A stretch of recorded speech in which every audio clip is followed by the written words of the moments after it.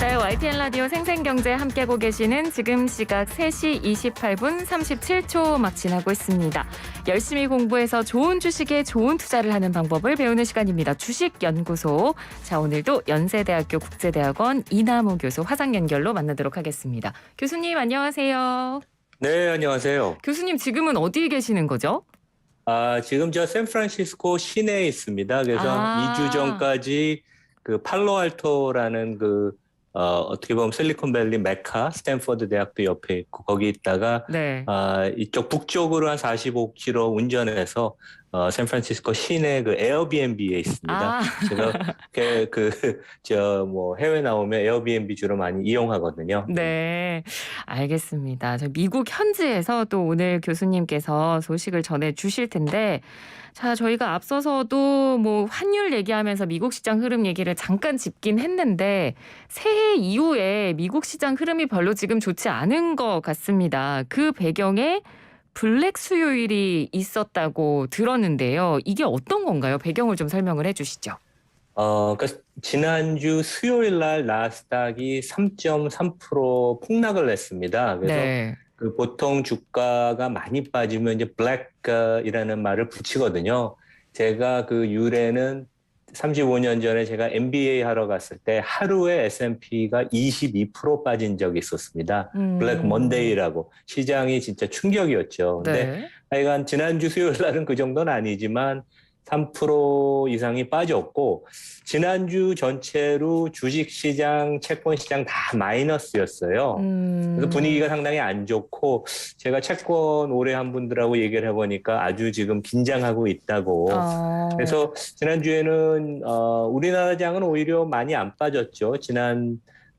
작년 하반기에 주가가 많이 빠져서 이미 좀 매를 맞은 양상이고 네. 지난 일주일 동안은 나스닥이 거의 5% 가까이 빠졌거든요. 그다음에 이제 채권 미국 국채 시장이 주 단위로 지난주에 손실이 40년 만에 최고치라 그럽니다. 그러니까 어마어마한 그 채권 시장의 그 불안감이 있는 건데 네. 그 계기가 된 것은 지난주 수요일 날 미국 시장으로 낮 2시에 발표된 그 미국 연준의 12월 공개시장위원회 회의록입니다. 그래서 미국 중앙은행의 연준이 12월 중순에 이틀 동안 회의를 했는데 네. 그 의사록이 이제 발표가 됐죠. 그래서 그거 발표되면서 주가는 폭락하고 네. 채권 시장은 냄새를 좀 미리 맡았는지 채권 금리는 이미 지난주 내내 계속 그 금리가 상승을 했습니다. 그래서 미국 10년 국채 금리가 1.77%를 찍었죠. 얼마 네. 전만 해도 지난달에 1.5%였는데 그래서 크게 세 가지가 있는 것 같아요. 그래서 첫 번째는 금융시장을 안정시키겠다고 코로나 시작됐을 때부터 했던 양적 완화를 빨리 금년 3월에 마무리한다. 그건 저희 이미 다 아는 얘기입니다. 새로운 네네. 뉴스가 아니고. 맞습니다. 그다음에 그것이 마무리되는 거와 동시에 이제 연준이 금리를 올리겠다. 올해 세 차례 올리겠다. 이건 또 저희 다 아는 얘기고. 근데 네. 그 회의록이 자체가 약간 매파적인 좀 성격이 있어서 매파적이라는 건 통화를 좀 긴축적으로 하겠다는 얘기죠. 그래서 4번 금리를 올리겠다는 얘기도 나오고 가장 충격적이었던 것은 미 연준이 금융위기 2008년부터 그 시장에서 채권을 많이 사서 들고 있는 유가증권 규모가 9조 달러입니다. 네. 그러니까 이제 저희 그 청취자가 감이 안 되실 텐데 대한민국 GDP가 1년에 저희가 1조 8천억 달러인데 그것을 5배 되는 금액을 연준이 들고 있어요. 네. 그래서 이제 그것을 시장에다 이제 내다 팔아야 되는데 뭐 그런 거가 이제 충격이 되지 않겠나 그런 그 커멘트를 시장이 기대는 하지 않았거든요. 연준이 채권을 본격적으로 시장에 내놓을 거라고 생각을 안 했는데 그 얘기가 이미 12월부터 논의가 된 거 보면 네. 아주 연준도 바짝 그 긴장을 인플레 때문에 해서 빨리 이런 것들을 좀 정상으로 돌려서 버블로 가지 않게 금융시장의 버블로 되지 않게 가야겠다. 이제 그런 약간 다짐을 한 걸로 보입니다. 네.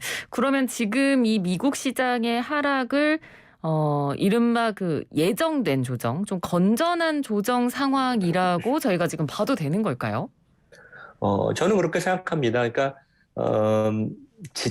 작년에 미국 시장이 S&P 지수, 그러니까 저희가 보통 다우를 많이 얘기하는데 가장 종목이 골고루 분포된 건 S&P 500 지수거든요. 그러니까 네. S&P 지수 기준으로 작년에 미국 주가가 27% 상승하고 배당을 또 평균 한 2% 주니까 총 수익률이 29%였어요. 그리고 지난 3년 동안 누적 그 지수 상승률이 70%가 넘습니다. 그 아, 단기간 너무 솔직히 과도하게 그러네요. 올랐거든요. 그래서 네.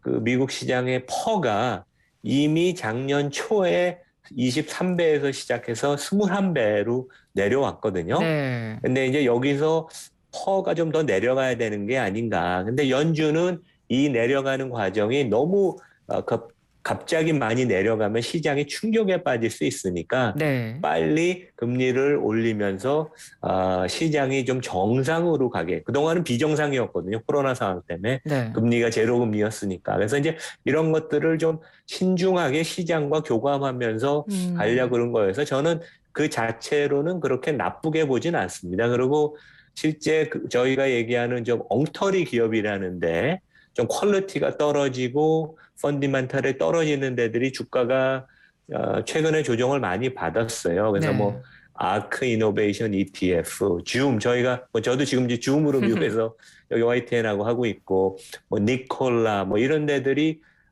적자를 내거나 퀄리티가 떨어지는데 주가가 최근 몇 달 사이에 많이 빠졌습니다. 그래서 시장 전체로는 이런 그 모습은 좋은 것 같습니다. 제가 보기엔. 네, 알겠습니다. 자, 먼저 저희가 미국 시장 분위기를 좀 살펴봤고요. 지금 교수님께서 이제 미국 현지에 계시고 지난주부터 미국 현지의 이 다양한 업종들의 다양한 회사들을 방문을 해보시고 이제 분위기를 전해주고 계시는데 이번에는 게임 업종이랑 관련된 매장을 다녀오셨다고요?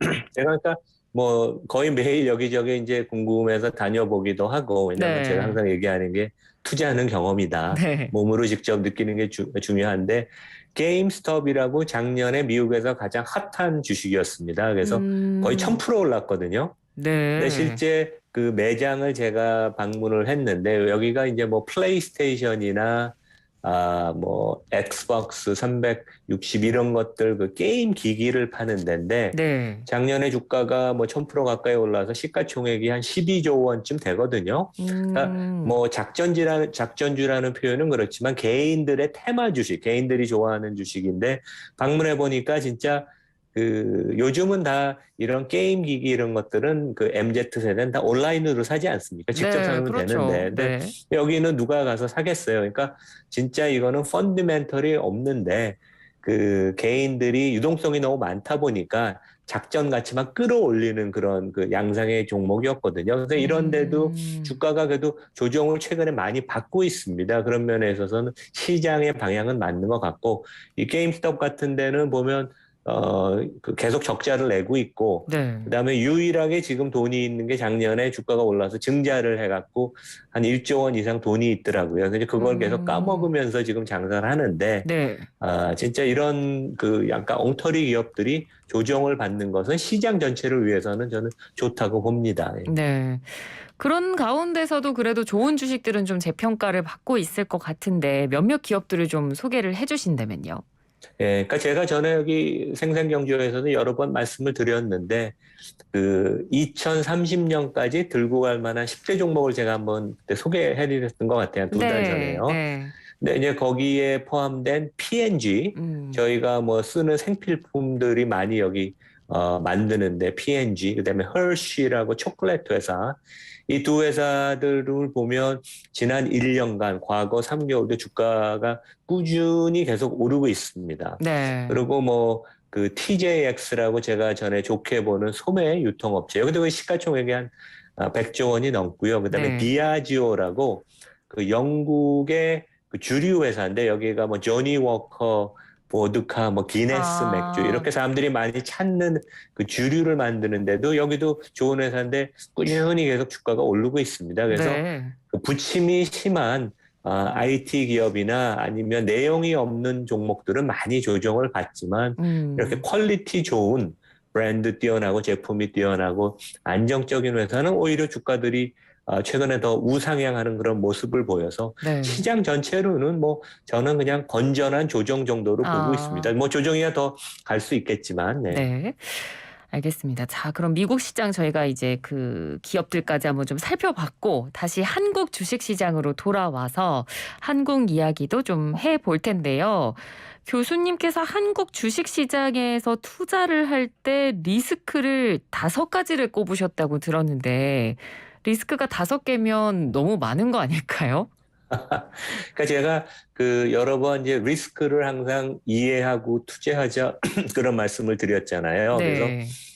미국 시장은 가장 큰 리스크가 아까 말씀드린 시장의 퍼가 금리가 올라가면서 이제 내려올 리스크가 가장 큰데 네. 한국은 그 가장 큰 리스크가 기업 이익이 하향 조정될 가능성. 그러니까 금년 2022년을 얘기합니다. 작년에 네. 기업 이익이 워낙 그 전년도가 베이스가 낮았기 때문에 그런 것도 있지만 작년에 한국 기업 이익이 거의 100% 증가했거든요. 네.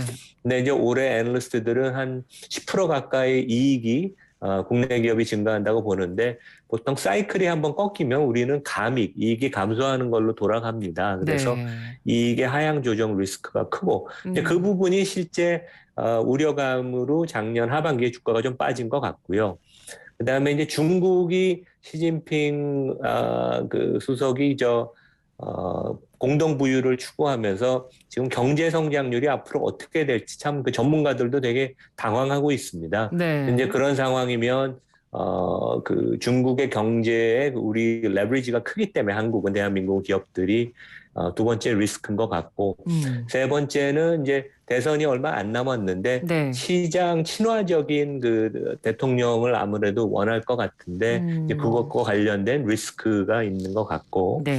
네 번째는 이제 삼성전자 리스크인 것 같아요. 삼성전자가 전체 시장의 3분의 1인데 메모리 반도체 사이클이 돌아서지 않는다면 당분간 그런 리스크가 있을 것 같고 네. 그다음에 다섯 번째는 뭐 최근에 카카오 문제나 LG화학의 그 사업부 분사 문제 이런 거에서 비롯된 거버넌스 리스크. 그래서 리스크가 있다는 거는 나쁜 거가 아닙니다. 왜냐하면 기업이라는 것은 위험을 지구선 리스크를 지구선 그 사업을 성장시키는 거 아닙니까? 네. 그래서 리스크가 있다는 건 나쁜 거가 아니에요. 그래서 하지만 너무 리스크가 많거나 네. 예측하기 어려운 리스크가 많다면 그런 그 기업이나 투자는 피해야 될 것 같고 제가 이제 그 저희 투자가분들 생생경제 청취자분들한테 부탁드리고 싶은 거는 내가 좋아하는 종목 기업을 좋아할 때 너무 올라갈 것만 생각하지 말고 물론 올라갈 이유는 있겠죠. 네. 하지만 반면에 냉철하게 리스크가 뭘까? 이 회사의 악재는 뭘까? 그래서 그거를 항상 이렇게 염두에 두면 주가가 조정을 받아도 당황하지 않거든요. 그래서 네. 그게 좋은 투자 습관이어서 좀 그런 면에 있어서는 우리가 이런 그 습관이 필요하다. 이제 그런 말씀을 드리겠습니다. 네. 근데 투자하면 그게 안 보여서 가장 문제인 것 같긴 합니다. 그러니까 좋은 점만 보고 싶고 내가 투자한 기업은 이런 점이 좋아라고만 생각하지 사실 리스크까지 다 들여다보기가 쉽진 않은데 그래도 네, 맞는 말씀입니다. 현명한 투자를 한다면 리스크는 반드시 봐야 될 필요는 있습니다. 근데 이 리스크라는 게 사실 기업에서 말씀해 주신 대로 없을 수는 없는 거고요. 늘 존재하고 그럼요. 예. 언제 어디서 터질지 모르는 거긴 하지만 관리가 잘 되는 부분이 굉장히 중요한 거잖아요. 그럼 리스크 관리 원칙이라고 하면 어떤 게 있을까요?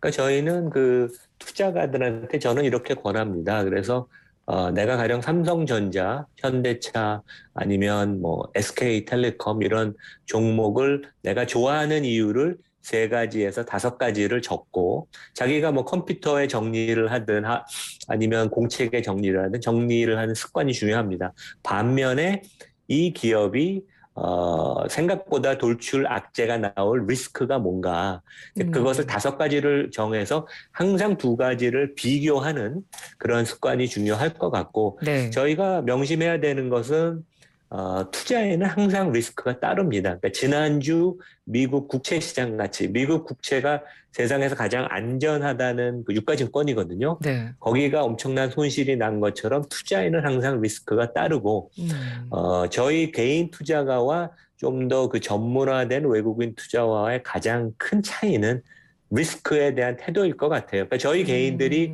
좋은 종목을 더 고를 수도 있습니다. 외국인 투자가가. 왜냐하면 저희가 네. 주위에서 일어나는 그 생생한 정보를 활용해서 투자를 하면 더 좋은 투자를 할 수 있지만 외국인들은 항상 투자할 때 리스크를 고민을 많이 하거든요. 네. 그리고 이제 애널리스트들이 추천을 하는 종목을 보면 애널리스트들은 올라가는 것만 항상 얘기하고 리스크를 생각하는 훈련을 안 시켜요. 그래서 증권사 그렇죠. 예, 제가 리서치 센터를 오래 운영을 해봐서 압니다. 네. 옛날에도 약간 그랬는데, 그래서 저희 그 투자가 분들이 애널리스트가 얘기하는 걸 너무 단순하게 믿지 않으시는 게 참고만 하고, 그래서 그 오래 알던 애널리스트나 증권사 이제 영업 직원이 추천한 종목이라도 펀디멘털을 저희 그 청취자분이 직접 확인하시고 네. 어떤 종목을 증권사 직원이 추천하면 그분한테 이렇게 물어보면 좋을 것 같아요. 그러면 리스크가 이 회사는 리스크가 없나요? 어떤 리스크가 있나요? 그 사람이 놀랄 거예요.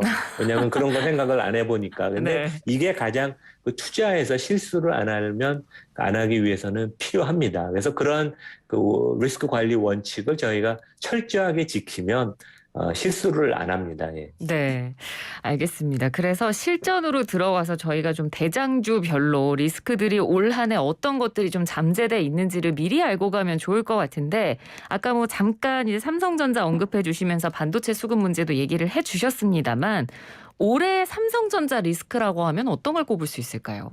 그러니까 이것도 이제 뭐 5가지 좋게 보는 면도 있지만 이런 리스크를 알자는 차원이죠. 제가 삼성전자를 싫어한다는 게 아니라 네. 제가 여기저기 방송에서 리스크 얘기를 하면 너무 투자가들이 거부감이 있으시더라고요. 근데 그거는 되게 진짜 잘못된 것 같아요. 알고 그러니까 싶지 않은 심리가 아마 있을 그렇죠. 거예요. 근데 이제 그거를 알아야지 투자에 성공을 하거든요. 그래서 네. 삼성전자 5대 리스크는 첫 번째 이제 반도체 시황이 되게 예상하기 어렵습니다. 되게. 그래서 뭐 변동성도 크고 그게 가장 큰 리스크고. 네. 두 번째는 작년 말에 사업 구조 개편을 했죠. 그래서 맞습니다. 사장급 인사가 이제 3명이 물러나고 그래서 고객 경험 중심의 사업 구조를 지금 개편을 했거든요. 그래서 애플 같은 삼성의 생태계를 만들려고 그러는데 네. 과연 그게 성공할 수 있을런지. 그래서 이 그 부문 때문에 이런 이유 때문에 삼성전자가 이제 디스카운트가 또 많이 되지 않습니까? 근데 네. 실제 제가 미국에서 삼성하고 애플 매장을 가보거나 여기 젊은 사람들 중에 소프트웨어 디벨로퍼 하는 사람들 물어보면 아직 그 분야에 있어서는 삼성의 존재감이 좀 약하다. 하드웨어 업체로서는 세계 최고지만 고객의 경험을 바탕으로 플랫폼을 만들고 생태계를 구축하는 데는 아직 좀 많이 부족해서 이제 그게 두 번째 리스크인 것 같고요. 네. 세 번째는 스마트폰에 있어서 애플이 요즘 엄청나게 잘하고 중국 업체들이 계속 올라옵니다. 그래서 경쟁이 심화되는 거. 네 번째는 대만의 TSMC라는 회사가 파운드리에서 세계 넘버 원이거든요. 그래서 여기가 워낙 독주하고 그 다음에 Fabless라고 반도체 설계만 하는 엔비디아, AMD 이런 데들이 워낙 잘해서 삼성의 입지가 메모리 밖에서는 튼튼하지 않다. 이제 그런 리스크도 있고 네네. 마지막으로는 작년에 주가 그렇게 많이 빠졌으면 삼성전자가 현금도 100조 원이 넘는데 자사주 매입을 해서 손각을 해서 좀 주주 환원을 했어야 되는데 지금은 배당만 하고 있거든요. 배당은 이제 늘려서 다행이지만 그래서 네. 좀 더 적극적인 주주 중심의 주주 환원 정책을 하지 않을 가능성 하면 좋은데 이제 그런 리스크가 있습니다. 네. 그러면 올해 지금 오늘 삼성전자 제가 지금 종가를 시장 끝난 김에 보니까 78,000원으로 마감을 했거든요. 근데 지금 뭐 투자자들은 10만 전자 언제 가나 그 부분만 바라보고 있을 것 같은데 그럼 올해 안에 10만 전자까지 가기는 약간 어려울까요? 어떻습니까? 가장 큰 여기서 포인트는 이제 그 분기 수익성이 언제 바닥을 찍느냐인 것 같아요. 그래서 네. 지난주 금요일 날 삼성전자가 이제 4분기 잠정 실적을 발표했죠. 매출액 76조 원, 영업이익 13조 8천억 원. 그래서 영업이익률이 18%였는데 그 전 분기, 3분기가 20%가 넘었으니까 좀 꺾인 것은 맞습니다. 그래서 대부분 애널리스트들이 지금 예측하는 것처럼 내년 상반기에 분기이익이 바닥을 치고 올라가면 10만 전자를 내다볼 수도 있겠지만 기대할 수도 있겠지만 그 바닥이 금년 상반기가 아니고 금년 하반기가 된다면 9만 원 돌파는 뭐 기대해 볼 수 있겠지만 10만 원까지 가기는 어렵다. 이제 그렇게 보고 가장 큰 여기서 포인트는 이제 분기별 수익성이라고 할 수 있겠습니다. 네. 자, 그러면 다음 이 종목으로 다음 기업으로 넘어가 보겠습니다. 현대차도 저희가 좀 알아볼 텐데 현대차의 올해 최대 리스크는 어떤 걸까요? 그러니까 현대차가 조금 주가가 되게 답답합니다. 그래서 네. 최근에 뭐 미국이나 EU에서 현대차가 아주 히트를 치고 있다. 마켓시어도 올라가고 그다음에 저희가 뭐 그 제네시스나 이런 최근에 신차들 나온 것들 보면 아주 그 퀄리티가 좋잖아요. 근데 작년에 그 현대차는 지난 1년 동안 주가가 13% 빠졌습니다. 근데 반면에 그 경쟁하는 해외에서 좀 더 그 덩치는 좀 크지만 그런 회사들 보면 주가가 많이 올랐거든요. 네. 토요타가 33% 지난 1년 동안, GM이 44% 올랐고 포드는 무려 170%가 올랐습니다. 그래서 이 현대도 실제 뭐 기아차를 다 합치면 8,900만 대 생산이 가능한 회사인데 네. 왜 이렇게 주가가 그 맥을 못 치느냐. 이제 그걸 리스크로 되새겨서 보면 첫 번째는 이제 내연기관에서 전기차로 가면 지금의 내연기관 설비와 그 관련된 인원은 상당 부분 구조조정을 해야 됩니다. 그래서 이제 미국 업체들이나 이런 데들이 구조조정을 여기는 뭐 해고가 조금 더 자연스러우니까요, 미국은. 그래서 이미 미국 회사들은 구조조정을 하고 있고 GM 같은 데가 많이 하고 있고 네. 독일 같은 데 좀 어려워서 잘 못하고 있지만 근데 이러한 그 구조조정을 현대차가 해야 되는데 노조가 워낙 강성이니까 얼마큼 그거를 할 수 있냐. 그래서 지금 생산 설비가 자산이 아니라 부채로 인식될 수도 있습니다. 그래서 그런 점이 현대차의 지금 아킬레스건 같고요. 두 번째는 이제 테슬라 같은 데가 워낙 소프트웨어 능력이 뛰어나서 네. 현대차가 상당히 이런 측면에 있어서는 좀 많이 후발주자인데 소프트웨어 능력이 좀 아직 부진한 거. 그다음에 세 번째는 M&A를 엄청나게 많이 했어요. 뭐 필요한 딜도 있었다고 저는 생각하지만 너무 M&A라는 거는 또 이게 투자를 많이 하다 보면 힘이 분산이 되고 돈이 낭비가 많거든요. 그래서 선택과 집중이 좀 필요하다. M&A 하는 데 있어서. 네. 네 번째는 이제 중국에서 현대차가 한때는 이익률이 20%가 넘었는데 지금은 적자가 상당히 심합니다. 마켓시어도 1%밖에 안 되고 그래서 여기서 돌파구를 이제 어떻게 찾을 것인지 그런 것들 리스크고 마지막으로 환율인 것 같아요. 그래서 지금같이 환율이 1,200을 돌파하고 그런 시점이면 네. 현대차가 엄청나게 이익을 보거든요. 예. 근데 다시 이제 환율이 절상이 되면 수익성이 또 악화가 될 테니까 환율에 대한 노출이 크다. 이제 그런 점들이 좀 리스크인 것 같습니다. 그래서 하여간 제가 리스크를 얘기한다고 이 종목에 대해서 안 좋게 보는 게 아니라 이런 그럼요. 리스크를 하여간 알자는 얘기를 이런 말씀을 드리는 겁니다. 예. 그렇습니다. 저희가 뭐 장단점을 다 알고 있어야 현명한 투자가 가능한 거니까요. 지금 저희가 이야기를 해드린 이 현대차 같은 경우는 오늘 장 마감 기준으로 이제 20만 9,500원. 지난주 금요일보다 지금 5,500원 정도 떨어졌거든요.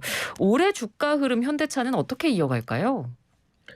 그러니까 지난 뭐 6개월도 되게 횡보 국면을 보였는데 네. 제가 이 말씀드린 이제 5가지 리스크 관련돼서 뭔가 돌파구가 나오지 않으면 주가는 좀 지지부진한 모습이 계속 보일 것 같습니다.